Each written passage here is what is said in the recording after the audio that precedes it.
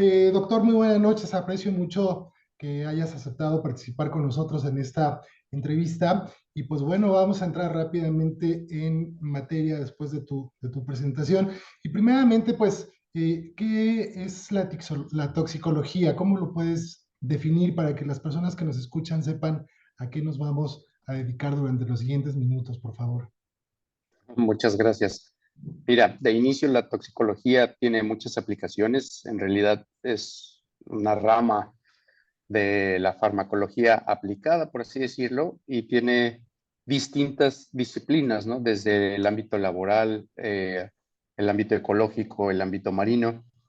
Y en el tema de la salud, la toxicología busca investigar las interacciones nocivas que pueden existir entre un agente externo y nuestro organismo.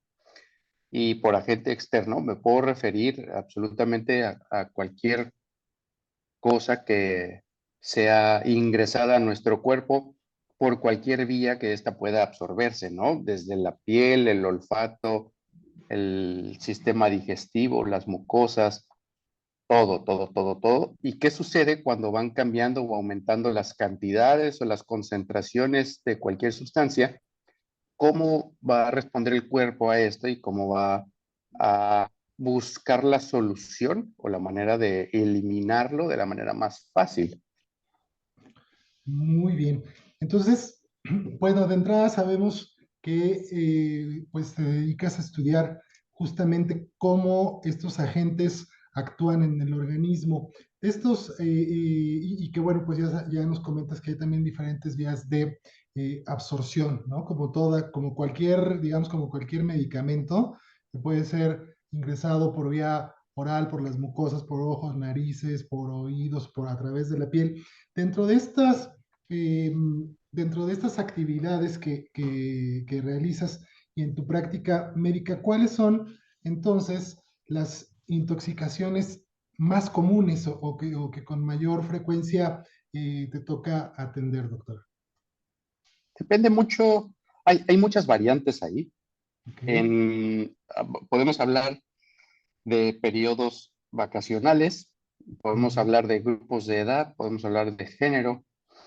¿Y a qué me refiero con estas divisiones? Por ejemplo, si hablamos grupos de edad, los extremos de la vida, llámese niños y adultos mayores, son más propensos a accidentes por consumir de manera accidental.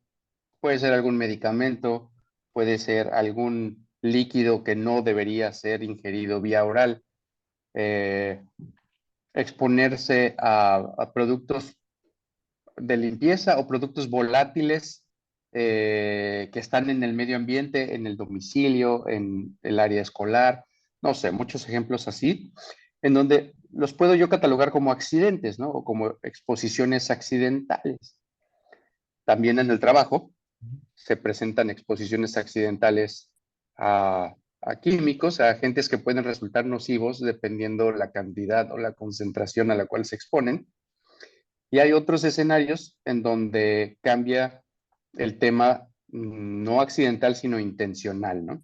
Y la intencionalidad puede variar también, si es con fines de una persona hacerse daño, o sea, bajo el intento de suicidarse, personas con alteraciones psiquiátricas que no están plenamente conscientes o gobernando sus actos. Y también hay otros escenarios medio terroríficos en donde puedes ver intentos homicidas, ¿no? Entonces ahí es otra intencionalidad que es deliberada. Y podemos hablar también de actividades al aire libre, en donde hay accidentes con animales venenosos, accidentes, mucho trauma, puede haber muchos accidentes de tránsito o accidentes mediados por violencia debido a drogas, alcohol, etcétera, que también son parte, aunque lo predominante en ese escenario serían las lesiones traumáticas, Ujú. entender que el trasfondo puede estar dado por una intoxicación y que esa en ocasiones también hay que atenderla. En en el medio en el cual me desempeño, en la frontera norte mexicana, eh, vemos también mucho consumo de drogas, eh, pues llamamos, podríamos decirlo, de fines turísticos, en donde hay mucha población norteamericana que cruza la frontera buscando drogas más baratas que en Estados Unidos, o gente de población vulnerable o vulnerada, población migrante, que también cae y recurre a las drogas, que es otro grupo etario muy, muy, muy particular, y aquellos consumidores recreativos o que lo hacen de manera lúdica, ¿no? Pienso que ahí podría englobar la mayoría de los escenarios en donde se lleva más a la práctica la toxicología, ¿no? Entre drogas de abuso, accidentes por medicamentos en los extremos de la vida y dependiendo la época, actividades al aire libre con animales venenosos o actividades laborales. Claro. Nos damos cuenta que, como bien lo comentas, pues están en todas partes, ¿no? Son agentes con los que convivimos en nuestro día a día, que por un lado, pues pueden hacer la vida mucho más fácil, porque pueden ser elementos que utilicemos para la limpieza del aseo personal, en el trabajo, o justamente los medicamentos, la comida, las bebidas, pero también cuando tienen pues ciertas características en cuanto a la cantidad, como bien lo comentas, a la forma en la que son consumidas, ¿no? Pues eso va a ser la diferencia. Y en esta división que haces, que me parece bastante amplia y que seguramente para los preventioners que nos están escuchando, pues vamos a empezar, ¿qué te parece? Si lo vamos definiendo, empezamos por el hogar, porque ahí mencionaste unos muy importantes como son estos dos grupos fundamentales que la mayoría de las personas tenemos en casa, que son los niños o los ancianos, ¿no? Ahí, ¿cómo podemos evitar el que se puedan llegar a intoxicar? ¿Cuáles serían como las recomendaciones generales? Y en su caso, ¿cómo me puedo dar cuenta si algo ya está mal? Si hay ahí alguna forma en la que yo pueda saber si mi hijo, mi sobrino o mi abuelo o mi padre se intoxicaron o tienen algún signo de alerta y qué debería de hacer o cómo debería de actuar de forma inicial, doctor.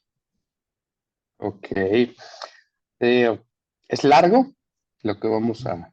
platicar ahí al respecto, pero bueno, te puedo plantear o proponer a quien sea que nos escuche que lo vean desde la siguiente perspectiva, ¿no? Ok. Tú entra a tu casa como si fueras un supervisor, como si fueras un auditor Ujú, y busca qué podría salir mal. ujú, Ujú. ¿A qué voy con esto? Si tú revisas, estoy seguro de que vas a ir a la cocina y si abres las puertas debajo de la tarja, vas a encontrar cloro, sosa, detergente, fabuloso, cloralex, cloralex patito, todo. ¿Y quiénes son las primeras personas que están al alcance de esas puertas no supervisadas? Pues los pequeños, los que alcanzan esas puertas. Entonces, pues paso número uno, si sabemos que todo tiene una gran etiqueta que dice manténgase fuera del alcance de los niños, ujú. entonces sería revisar qué cosas están al alcance de los niños que yo utilizo y que no deberían estar agarrando los niños, ¿no? Un ejemplo bien grave, bien delicado con los productos de limpieza es o si los compraste a granel o si los mezclaste con otra cosa y los pusiste en la botella de Sprite, en la botella de Peñafiel, en la botella de Coca-Cola. ¿Por qué? Porque es muy práctico, porque tiene una tapa rosca y eh, hoy decidiste utilizarlo. Hoy decidiste limpiar las hornillas de la estufa Ujú. con, invéntate el producto que tú quieras, ¿eh? Claro. Y llega, vamos a suponer, tu mamá, Ujú, ¿no? Ya no es niño, pero llega tu claro. mamá, no está atenta a que tú decidiste ponerte hacendoso a limpiar la cocina, Ujú. llega con sed y dice, ay, mira, aquí Ángel dejó esta botella de refresco, un traguito, por favor, porque hace mucho calor, y ¡zas! Así directo el primer trago, en donde lo pasas y todavía no lo percibes, ¿qué fue esto? Y de pronto te empieza a quemar la boca y te empieza a quemar la garganta. Y ya te diste un buen trago de unas 3 onzas de sosa, Wow. ¿no? Esas quemaduras cáusticas son súper populares, desafortunadamente son súper populares. O si tú estás limpiando tu herramienta con gasolina blanca en tu patio, en el garage, Ujú. igual, tienes tu bolsa con estopa, tus jergas y tu bote de soda con tapa rosca, pero con gasolina. Y llega cualquier otra persona y, ay, un traguito, aquí se le olvidó a mi compadre y ¡zas! Ahí va otro trago, ¿no? Entonces esos son descuidos, pero por negligencia, ¿no? Nuestra propia negligencia. Entonces yo regreso a hacer la supervisión de mi casa y digo, ¿qué más puede estar saliendo mal? Sé que mi abuelo toma medicamentos para la presión arterial, pero para que él se sintiera más cómodo con todos los medicamentos, se los puse en una cajita dispensadora que está muy bonita y que a él se le facilita porque dice lunes, martes, miércoles, jueves, viernes, sábado, domingo, y que tú la abres y que tiene figuras, colores, y desafortunadamente llegará un niño a ver si esas figuras y colores tienen sabores. Entonces puedes malinterpretar, bueno, no malinterpretar, sino que tengas un niño que por la curiosidad de saber si eso era un dulce o un medicamento, se lo lleva a la boca, se lo come y no sabes si ese medicamento entra en el grupo de las dosis letales en pediatría para decir, con una pastilla ese niño podría morirse tras esa ingesta, ¿no? Ok. Y como este ejemplo, ok, te puede decir, oye, ¿dónde está tu calentador de agua? Ah, pues está en la cocina. Ah, está en el baño. Ok, bien. Oye, ¿tu calentador de agua tiene chimenea al exterior para liberar los gases, para liberar el CO2?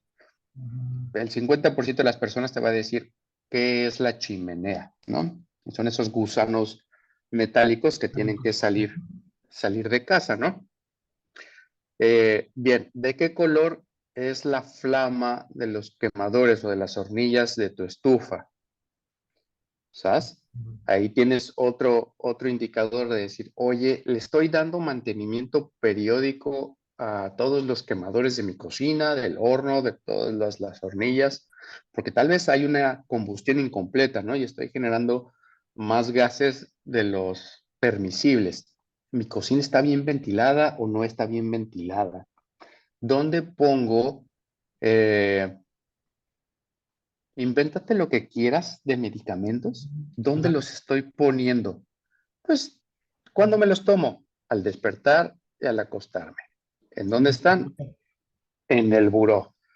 Entonces, eso está siempre al alcance de los niños. Al final de la historia y al final de las historias de terror es ¿qué le pasó al niño? Resulta que estamos de vacaciones, yo estoy trabajando, la mamá del niño también está trabajando y se queda con el cuidador primario, que son los abuelos. Los abuelos van a hacer todo su esfuerzo por cuidar a los hijos, más bien por cuidar a los nietos, pero si nosotros no transmitimos un poquito la cultura de prevención, sin ser exagerados o sin ser alarmistas, entonces podríamos disminuir estos riesgos potenciales. Y así, si tú haces un dibujo de tu casa, puedes ir buscando en lado por lado, cuarto por cuarto, cuáles son las cosas que están al alcance de los niños que podrían generar algún daño.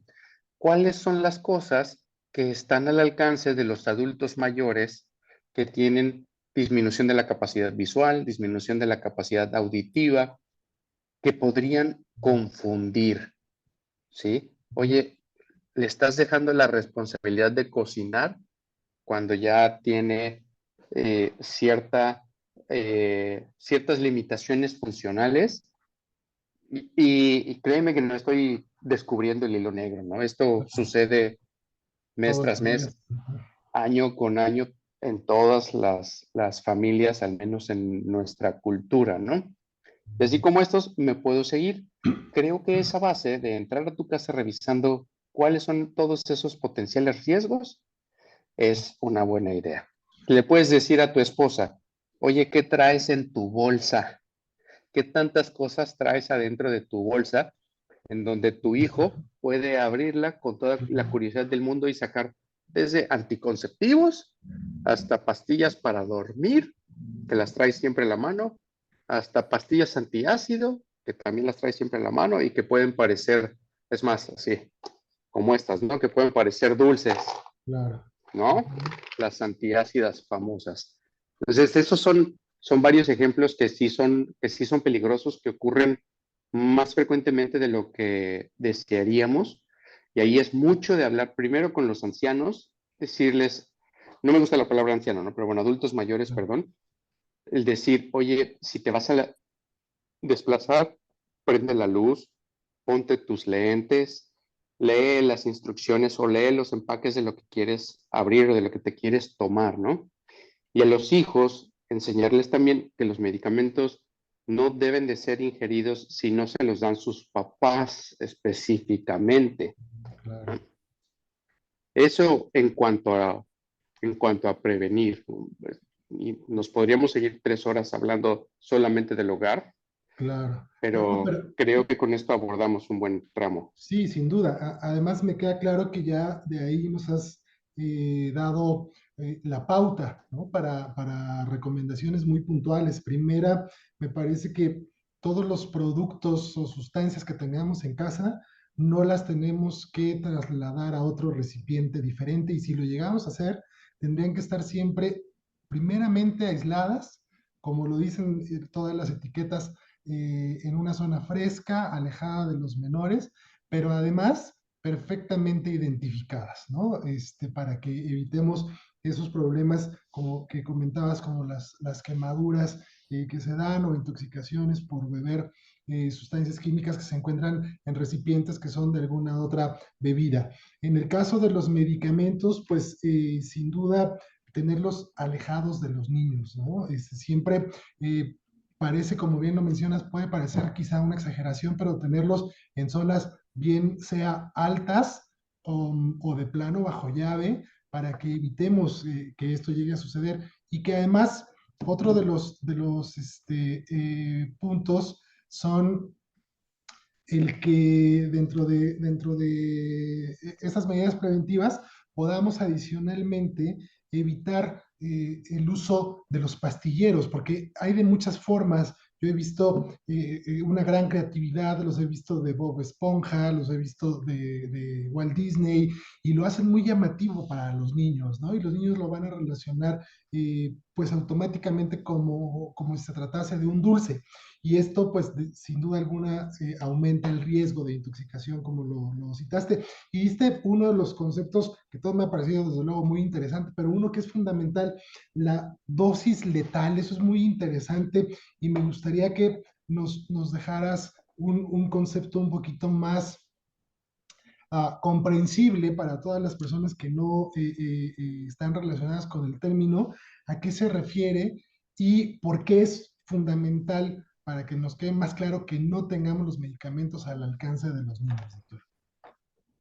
Sí, por supuesto. Mira, todo, toda aquella medicina que está calculada para ser prescrita por un médico, por un dentista, por un veterinario, tiene un fundamento en cómo se ha estudiado cuánto se necesita para que tenga un efecto analgésico, cuánto se necesita para que tenga un efecto, no sé, antihipertensivo, Ok. cuánto se necesita para adelgazar la sangre y así cuánto necesitas para bajar el colesterol, etcétera. Entonces, hay medicamentos que se calculan con base al peso de las personas y hay algunos otros que vienen en presentaciones un poquito más estandarizadas, dependiendo su potencia, ¿no? Correcto. Puede ser miligramos, puede ser gramos, no lo sé.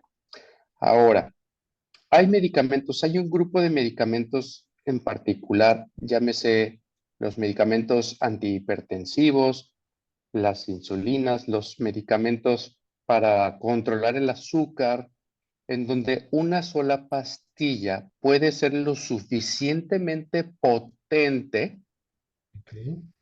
para controlar el nivel de azúcar en la sangre de un adulto estandarizado de entre 70 y 80 kilos. Pero si tú tienes a un niño en edad preescolar que pesa tal vez entre 15 y 17 kilos, una sola pastilla de ese mismo medicamento lo puede matar. Wow. Así es. Entonces hay un grupo específico de medicamentos, una lista, una mnemotecnia para definir medicamentos que una sola pastilla podría ser letal para un niño y matarlo en el transcurso de horas sin siquiera darte cuenta que el niño consumió ese medicamento, ¿no? Porque si sabe que algo está mal, puede ser que esconda la mano después de haberlo hecho. Sí, Hay sí. dosis letales que, como el nombre lo dice, ¿qué cantidad se necesita para llevar un ser humano o un ser vivo a la muerte? Que Ujú. pueden ser extraordinariamente altas.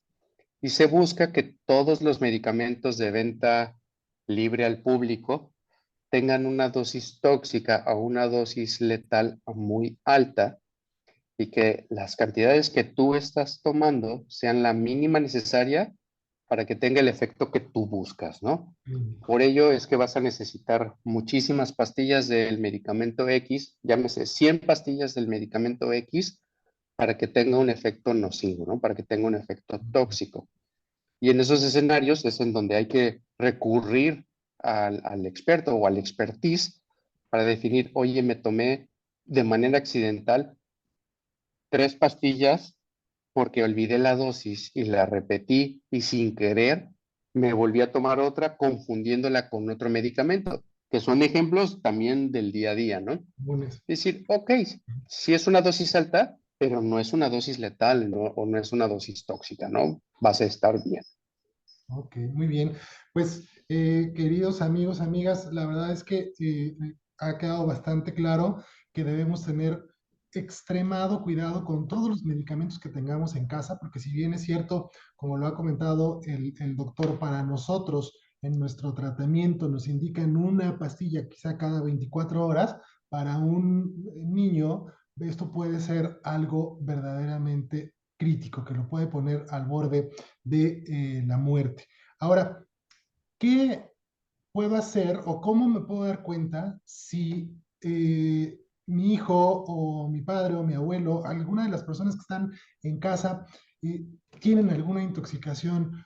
¿De qué manera? Digo, me queda claro que pueden ser muchísimos signos y síntomas que a lo mejor nosotros de forma no médicos o no entrenados en esto, pues no podríamos tener quizá la manera de identificarlos de forma muy rápida. Pero en tu experiencia, doctor, ¿a qué debo prestar cuidado? ¿Cómo puedo darme cuenta si hay algo mal, algún signo de alerta, para que actúe de forma inmediata, si es que ya hubo el consumo, sea de algún medicamento o de alguna otra sustancia de forma accidental? Mira, la pregunta es difícil porque depende mucho de cuál es el medicamento o cuál es el Sí. tóxico al que una persona se expuso, ¿no? O estuvo expuesta de manera Claro. accidental. Ujú. Entonces, pienso que deberías vigilar en primera eh, la conciencia. ¿Qué está cambiando? ¿Por qué lo veo tan raro? ¿Por qué se comporta distinto? Esta persona, mi hijo, mi mamá, mi papá, mi abuelo, no se comportan así normalmente. Y busca los escenarios desde estar muy agitado, muy enojado, muy irritable, Ok. a estar somnoliento, hablar lento, hablar mal, estar muy dormido y no poder despertar. buscar si de primera instancia parece estar normal, pero no respira bien. Ok. Si no respira bien y hay eh, la posibilidad de la cocina no está bien ventilada o huele a que limpiaron los baños y todavía me pica la nariz cuando me acerco al baño, etcétera, y ver si hay molestias para respirar o tos. ¿Qué tal que todas las personas en casa están tosiendo y tú acabas de llegar y te das cuenta, oye, ¿por qué todos están tosiendo? Y notas que huele raro, ¿no? Que, oye, pica mucho la nariz cuando te acercas a la cocina y resulta que mezclaron el cloro y el amoníaco, etcétera, ¿no? Ojos, Entonces ya ¿no? ahí mandé Que te ardan los ojos, entras y te que empiezan a te hacer. ardan los Ujú. ojos, claro. Eh, y por último, pues tal vez si ves Pica. alteraciones en el color de la piel, ¿no? Ok. Si ves a una persona que está muy pálida, una persona que está muy roja, o sea, rojo más de lo habitual y no es por calor, no es por ejercicio, etcétera. Ujú. Y los principales o los primeros cambios son alteraciones súbitas y anormales del estado de nuestro estado de conciencia, ¿no? Claro. Pues me parece que nos has dado aquí bastantes signos de alerta, ¿no? A los que tendremos que estar muy atentos y que además nosotros sabemos perfectamente, los que somos padres, sabemos perfectamente cuando el niño está soñolento o está hablando raro o a lo mejor está empezando a sentir alguna molestia en la garganta, ese tipo de cuestiones que nos comentas son muy importantes y para las personas que amablemente nos escuchan, pues ya tienen ahí todos esos datos, tos, picazón en la nariz al momento de respirar, mis ojos arden,